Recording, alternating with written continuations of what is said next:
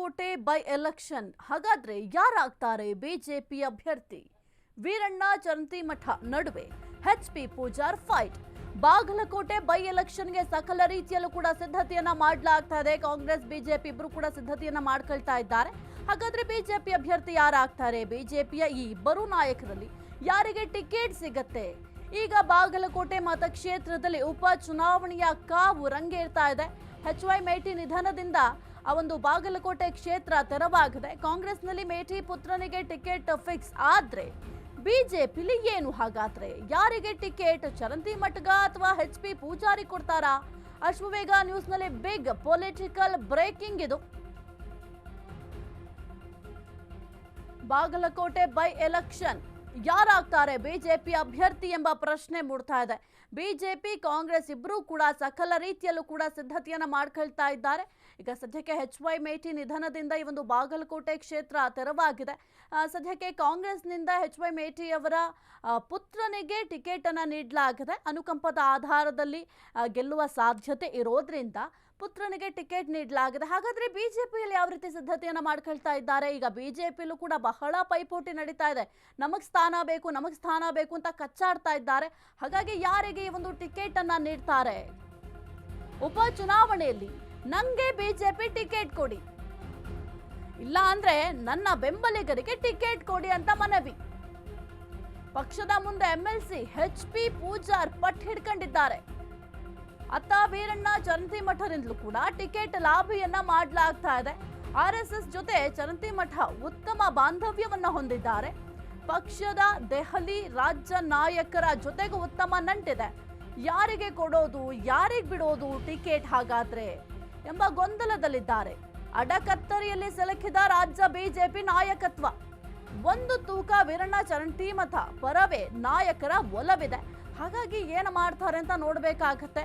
ಒಂದು ಕಡೆ ಚರಂತಿಮಠಗೇನಾರು ಟಿಕೆಟ್ ಕೊಡ್ತಾರಾ ಅಥವಾ ಎಚ್.ಪಿ. ಪೂಜಾರಿಗೆ ಟಿಕೆಟ್ ಕೊಡ್ತಾರಾ ಅಂತ ನೋಡ್ಬೇಕಾಗತ್ತೆ. ಈಗ ಎಚ್.ಪಿ. ಪೂಜಾರ್ ಅವರು ನನಗೆ ಟಿಕೆಟ್ ಕೊಡಿ, ಇಲ್ಲ ಅಂತಂದ್ರೆ ನನ್ನ ಬೆಂಬಲಿಗರಿಗೆ ಟಿಕೆಟ್ ಕೊಡಿ ಅಂತ ಪಟ್ಟು ಹಿಡ್ಕೊಂಡು ಕೂತಿದ್ದಾರೆ. ಎಸ್ ಕುರಿತು ಹೆಚ್ಚಿನ ಮಾಹಿತಿ ನೀಡ್ತಾರೆ ನಮ್ಮ ಪ್ರತಿನಿಧಿ ಆನಂದ್. Very good morning. ಸದ್ಯಕ್ಕೆ ಕಾಂಗ್ರೆಸ್ನಿಂದ ಈ ಒಂದು ಬಾಗಲಕೋಟೆ ಕ್ಷೇತ್ರದಲ್ಲಿ ಒಂದು ಸ್ಪರ್ಧೆ ಮಾಡಲಿಕ್ಕೆ ಟಿಕೆಟ್ ಕೊಡೋದು ಫಿಕ್ಸ್ ಆಗಿದೆ. ಯಾರಿಗೆ ಕೊಡಬೇಕು ಅಂತ ಡಿಸೈಡ್ ಕೂಡ ಮಾಡ್ಕೊಂಡಿದ್ದಾರೆ. ಹಾಗಾದ್ರೆ ಬಿಜೆಪಿಯಲ್ಲಿ ಏನಾಗ್ತಾ ಇದೆ? ಯಾಕೆಂತಂದ್ರೆ ಬಿಜೆಪಿಯಲ್ಲೂ ಕೂಡ ಒಂದು ಪೈಪೋಟಿ ಜೋರಾಗಿ ನಡೀತಾ ಇದೆ. ನನಗೆ ಟಿಕೆಟ್ ಬೇಕಂತ ಒಂದ್ ಕಡೆ ಚರಂತಿಮಠ ಅವರು ಪಟ್ಟು ಹಿಡ್ಕೊಂಡು ಕೂತಿದ್ರೆ, ಮತ್ತೊಂದ್ ಕಡೆ ಎಚ್.ಪಿ. ಪೂಜಾರ್ ಅವರು ಕೂಡ ಪಟ್ಟು ಹಿಡ್ಕೊಂಡು ಕೂತಿದ್ದಾರೆ. ಏನಾಗ್ತಾ ಇದೆ? ಯಾರಿಗೆ ಟಿಕೆಟ್ ಕೊಡೋ ಸಾಧ್ಯತೆ ಇದೆ? ಗುಡ್ ಮಾರ್ನಿಂಗ್ ಸಾಹಿತ್ಯ. ಏನು ಅಂದ್ರೆ ಈಗ ಬಾಗಲಕೋಟೆ ಮತಕ್ಷೇತ್ರದಲ್ಲಿ ಏನಿದು ಉಪಚುನಾವಣೆ ಕಾವು ಜೋರಾಗಿ ನಡೀತಾ ಇದೆ ತೆರೆಮರೆಯಲ್ಲಿ. ಯಾಕಂದ್ರೆ ಇಲ್ಲಿನ ಕ್ಷೇತ್ರದ ಶಾಸಕರಾಗಿರುವಂತಹ ಎಚ್.ವೈ. ಮೇಟಿ ಅವರ ನಿಧನ ಹಿನ್ನೆಲೆ ಈಗ ಏನು ತೀವ್ರ ಒಂದು ಪೈಪೋಟಿ ಸಹ ಒಂದು ಏರ್ಪಟ್ಟಿದೆ ಅಂತ ಹೇಳ್ಬೋದು. ಯಾಕಂದ್ರೆ ಈಗಾಗಲೇ ಕಾಂಗ್ರೆಸ್ ನಲ್ಲಿ ಏನು ಅವ್ರ ಮೇಟಿ ಅವರ ಕುಟುಂಬದಲ್ಲಿ ಕೊಡುವುದು ಖಚಿತ ಆಗಿದೆ. ಅದರಲ್ಲಿ ಯಾರು ಕೊಡ್ತಾರ ಅನ್ನೋದು ಮಾತ್ರ ಒಂದು ಕುತೂಹಲಕಾರಿಯಾಗಿದೆ. ಇನ್ನು ಬಿಜೆಪಿಯಲ್ಲಿ ಮಾತ್ರ ವೀರಣ್ಣ ಚರಂತಿಮಠ ಈಗಾಗಲೇ ಅವರು ಮಾಜಿ ಏನೋ ಒಂದು ಶಾಸಕರಿದ್ರು. ಈ ಹಿಂದೆ ಸಹ ಅವರೇ ಒಂದು ಸ್ಪರ್ಧೆ ಮಾಡಿದ್ರು. ಅವರ ಸೋಲಿಂದಾಗಿ ಎಚ್.ವೈ. ಮೇಟಿ ಅವರು ಗೆಲುವು ಕಂಡಿದ್ರು.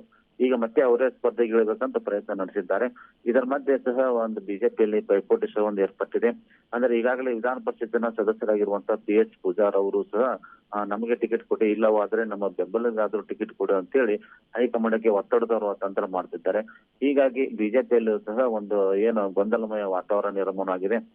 ಏನವರು ವೀರಣ್ಣ ಚರಂತಿಮಠ ಅವರು ಈಗಾಗಲೇ ಅವರು ಮಾಜಿ ಶಾಸಕರು ಇರುವ ಹಿನ್ನೆಲೆ ಮತ್ತು ಅವರು ಬಸವೇಶ್ವರ ವಿದ್ಯಾವರ್ಧಕ ಸಂಘದ ಏನು ಕಾರ್ಯಾಧ್ಯಕ್ಷರು ಸಹ ಆಗಿದ್ದಾರೆ.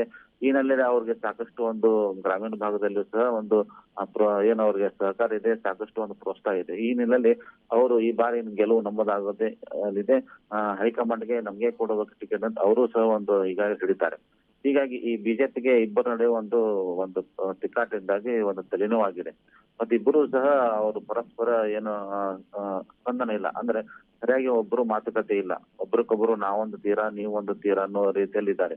ಇದು ಸಹ ಬಿಜೆಪಿ ಹೈಕಮಾಂಡ್ಗೆ ಒಂದು ನುಂಗಲಾರದ ತುತ್ತಾಗಿದೆ. ಇಬ್ಬರನ್ನು ಒಂದುಗೂಡಿಸಿ ಯಾರಿಗೆ ಟಿಕೆಟ್ ಕೊಡಬಹುದು, ಏನು ಮಾಡಬಹುದು ಅಂತ ಬಿಜೆಪಿಗೆ ಒಂದು ಹೈಕಮಾಂಡ್ಗೆ ವಿಚಾರ ಮಾಡ್ತಾ ಇದ್ದಾರೆ. ಈ ನೆಲೆಯಲ್ಲಿ ಅಂತಿಮವಾಗಿ ಯಾರಿಗೆ ಸಿಗಲಿದೆ ಎಂಬುದು ಮಾತ್ರ ಇಲ್ಲಿ ಸಾರ್ವಜನಿಕ ವಲಯದಲ್ಲಿ ಚರ್ಚೆಗೆ ಗ್ರಾಸವಾಗುತ್ತಿದೆ ಸಾಹಿತ್ಯ. ಓಕೆ, ಥ್ಯಾಂಕ್ ಯು ಆನಂದ್ ನಿಮ್ಮೆಲ್ಲ ಮಾಹಿತಿಗಾಗಿ.